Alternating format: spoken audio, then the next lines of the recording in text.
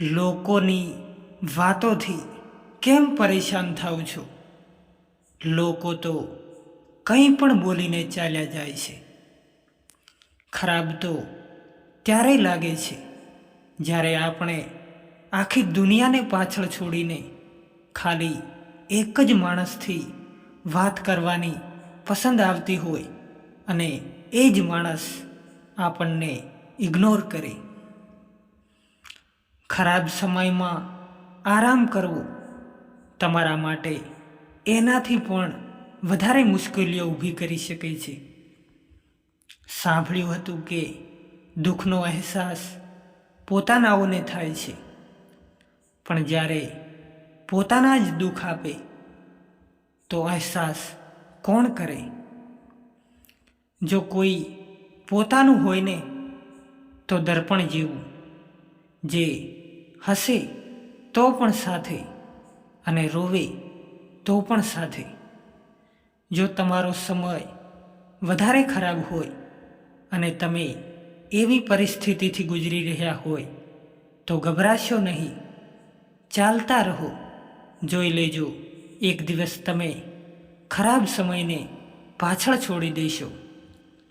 સંબંધો ભલે ઓછા બનાવો પણ એમને દિલથી નિભાવો, કેમ કે આજકાલ લોકો વધારે સારાની ખોજમાં સારા સંબંધો ખોઈ બેસે છે. વાતો એમનાથી કરો જે તમારી કદર કરે, એમનાથી નહીં જે તમને ઇગ્નોર કરે.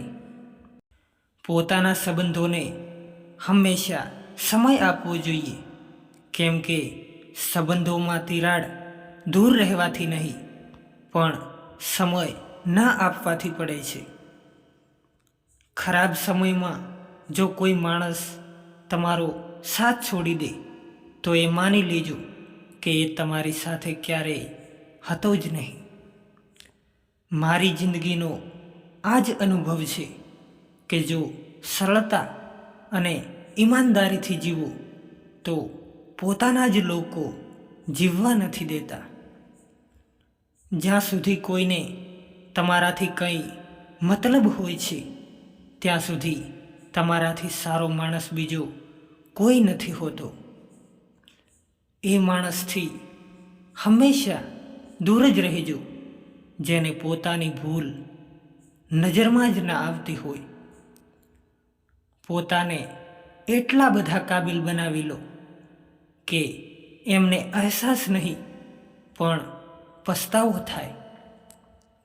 આશા વધારે તકલીફ આપે છે, પણ ખબર નહીં કેમ આપણને છતાં પણ લોકોથી આશા રહે છે.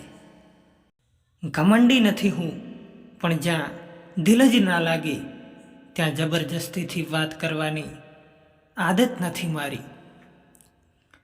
સંબંધોની બજારમાં હંમેશા એ જ માણસ એકલો રહી જાય છે જે દિલથી સાફ અને બોલવાથી સાફ હોય છે. જેનામાં સાચું બોલવાની તાકાત હોય છે. સૌથી વધારે નફરતની જ્વાળાનો શિકાર એ જ થાય છે. જ્યાં તમને ઇજ્જત અને સમય માગીને પણ ના મળે એ સંબંધોમાં રહેવું બિલકુલ પણ સારું નથી. ખરાબ સમયમાં સાથ છોડવાવાળા જ શીખવે છે કે કોઈ પણ સંબંધ હંમેશા માટેનો નથી હોતો.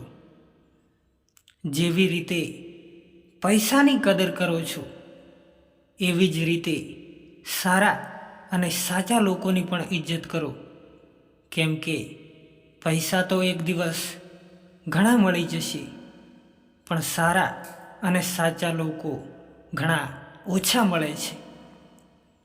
એક વાત યાદ રાખજો કે બોલાઈ ગયેલા શબ્દો, વીતી ગયેલો સમય અને તૂટી ગયેલ ભરોસો, આ ત્રણ ક્યારે પાછા નથી મળતા. આજે ભીડ છે તમારી પાસે, એમને કંઈક ને કંઈક તો મતલબ છે તમારાથી.